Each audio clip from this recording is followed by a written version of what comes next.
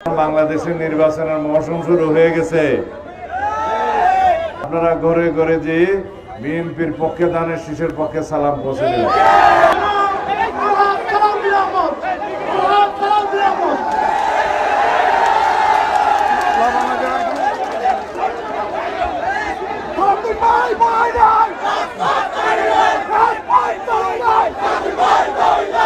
প্রিয় ফোটাখালীবাসী, আসসালামু আলাইকুম। মাগরিবের সময় মহাসড়ক বন্ধ করে কোনো জনসভা করা ঠিক হবে না, পথসভা করা ঠিক হবে না, মানুষের দুর্ভোগ সৃষ্টি করে। এখন মাগরিবের সময় আর রাস্তা বন্ধ করা যাবে না। আমি অন্য সময় আপনাদের সাথে দেখা করতে আসবো, কথা বলবো।